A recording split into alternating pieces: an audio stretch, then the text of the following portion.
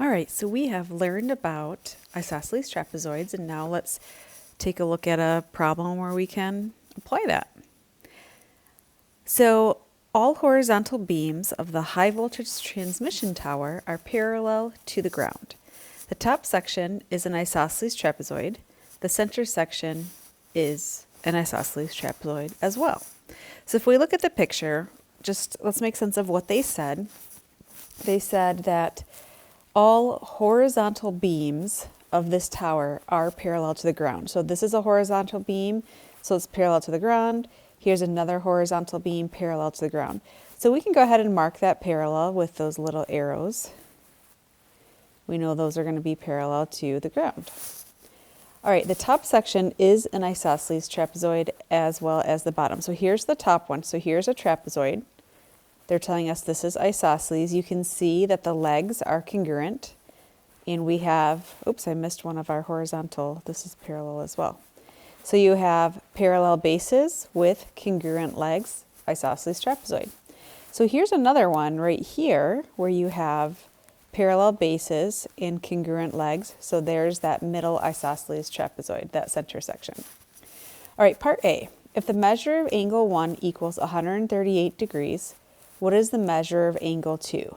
So we can see that angle 1 and angle 2 are coming out of this top isosceles trapezoid. So why don't we go ahead and redraw that, just so we can separate it out from the picture and just focus on, well, this is not the best one. Just focus on this part of the picture and not have to get distracted by everything else that they drew. All right, so we know that this is 10 feet, this is 10 feet. Those are congruent sides. We know that we have parallel bases, so isosceles trapezoid. And then we're looking for angle 1 and angle, no, actually they're giving us angle 1. Angle 1 is 138 degrees. So here's angle 1, 138. So here's what we do. Because it's an isosceles trapezoid, we have some congruent angles. Your top base angles will be congruent, and your bottom base angles will be congruent to each other. So if this angle here on the left is 138, then we know that this angle over here is also 138. To get those base angles, because we need this one over here, this is where angle 2 is, well, we have a quadrilateral. I feel like we just did one like this in our last example. So quadrilateral, the sum of those interior angles is 360. We're just pulling that from work we've already done in this lesson. So if you take your 360 degrees and subtract out the two angles we have, so let's subtract out 138 and another 138, we get 84 degrees. So what that means is we have 84 degrees left over for these two angles. And because those angles are congruent, we can take that 84 and just divide it in half, perfectly splits it, so we get each angle equal to 42 degrees. So this is 42, and this is 42. So the question is, what is the measure of angle 2? Measure of angle 2 is equal to 42 degrees. All right, part B. One cross support in the center of the tower measures 4c plus 3, and the other measures 6c minus 5. What is the length of each cross support? So they already told us that the center section was an isosceles trapezoid. We can see parallel bases and congruent legs, so isosceles trapezoid. And then these cross supports that they're talking about, I'm just going to go ahead and outline those, draw those in. These are the diagonals of your isosceles trapezoid.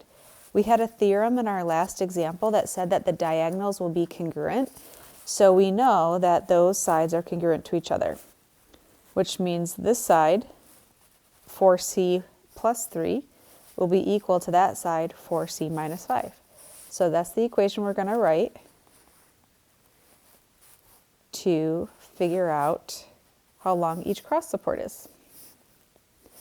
All right, so let's go ahead and solve this equation. We're going to get those c's on the same side. I'm going to choose to subtract 4c from both sides just to keep it positive.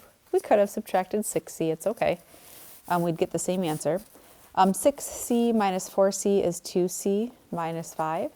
And then we're just going to solve for c. We're going to add 5 to both sides.